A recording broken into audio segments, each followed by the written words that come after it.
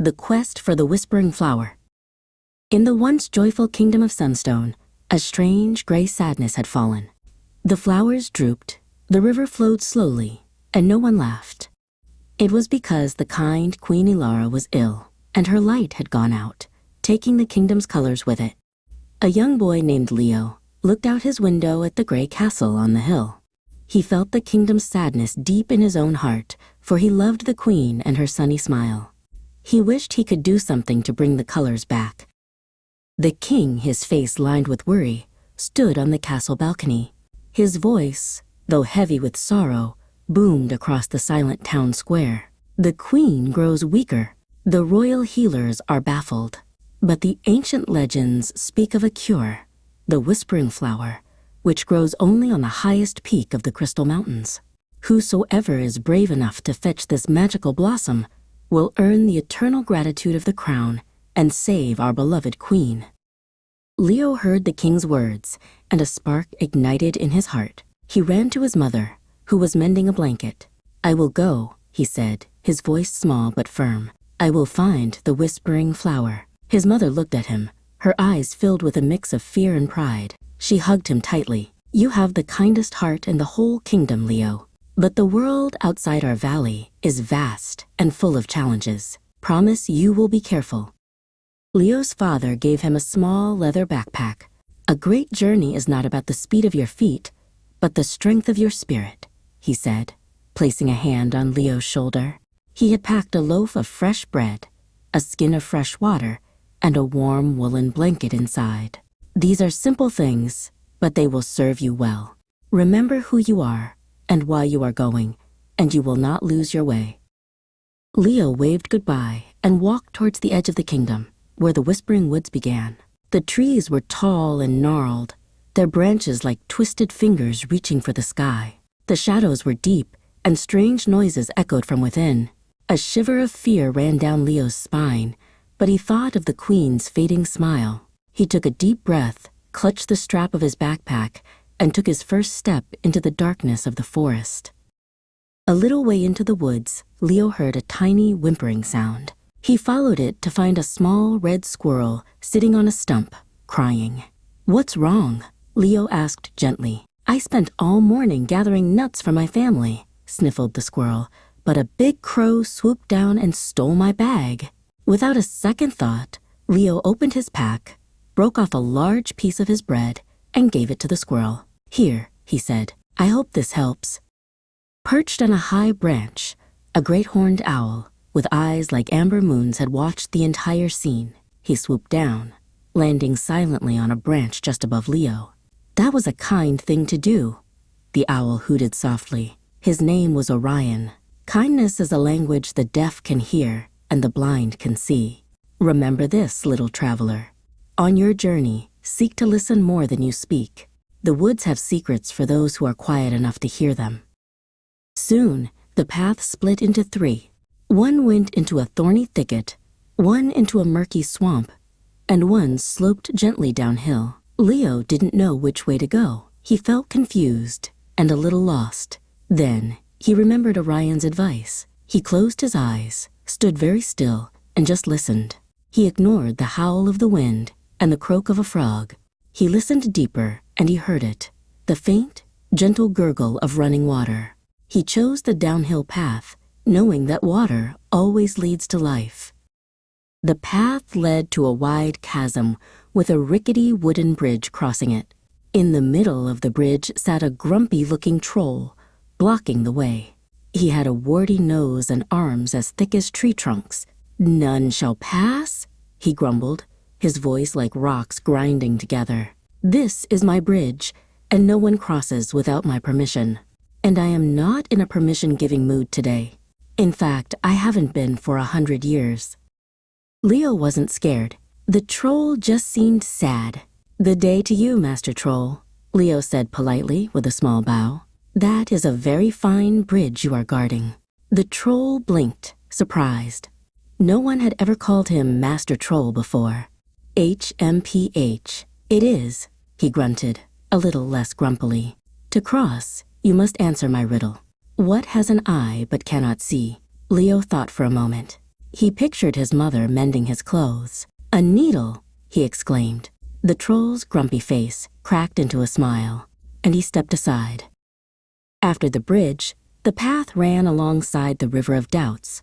The water didn't babble happily, it whispered.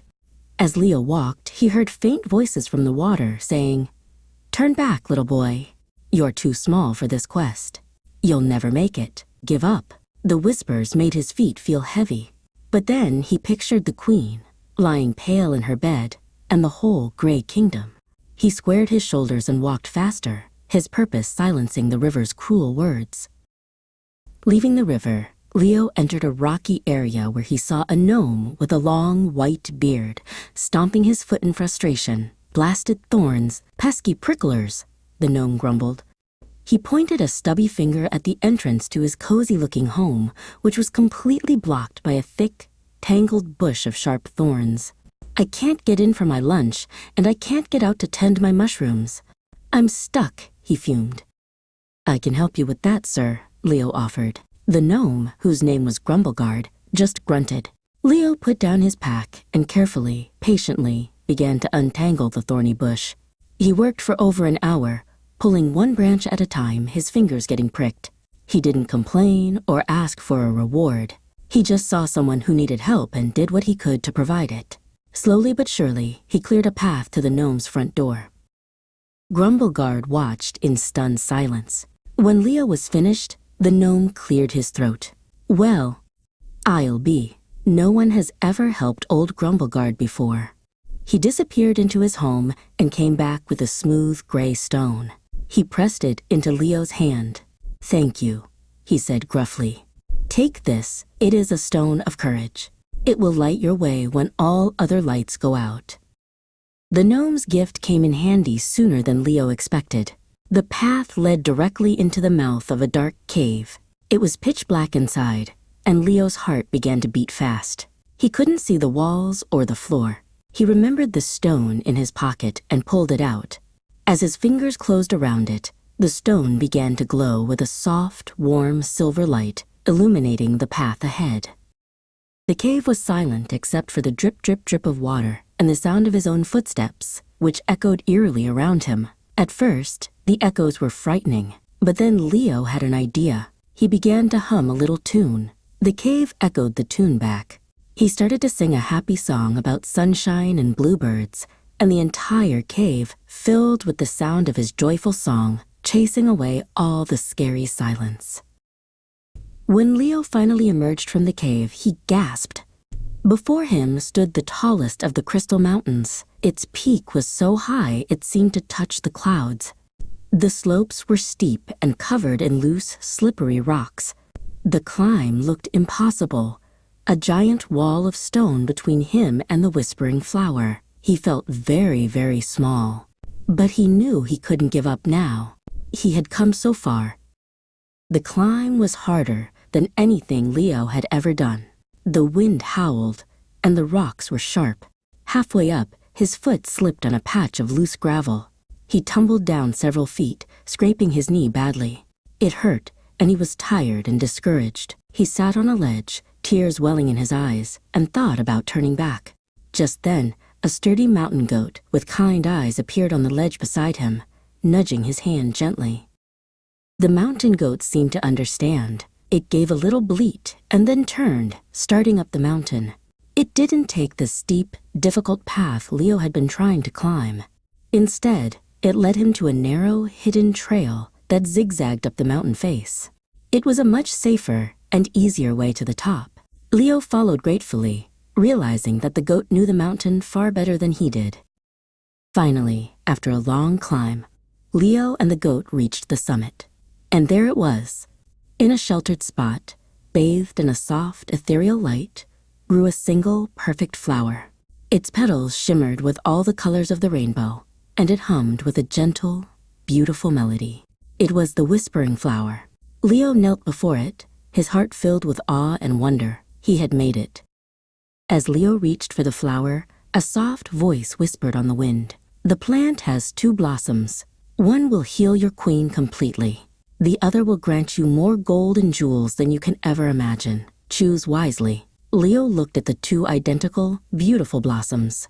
He didn't hesitate for even a second. He carefully plucked the blossom that he knew, in his heart, was the one for healing. He didn't care about riches. He only cared about helping. With the precious flower safely tucked in his pack, Leo started his journey home.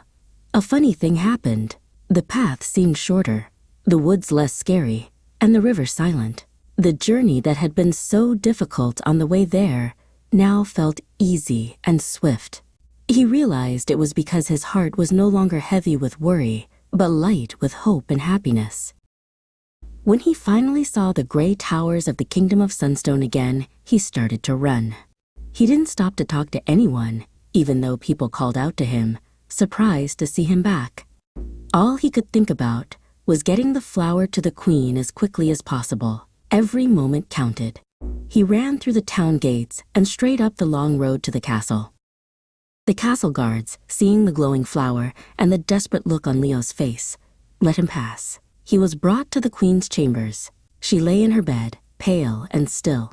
With trembling hands, Leo held the whispering flower under her nose. She took a faint breath, and then a deeper one. A blush of pink returned to her cheeks. As she opened her eyes and smiled, a wave of brilliant color washed back over the entire kingdom. The kingdom erupted in celebration. The king hugged Leo and called him the hero of Sunstone.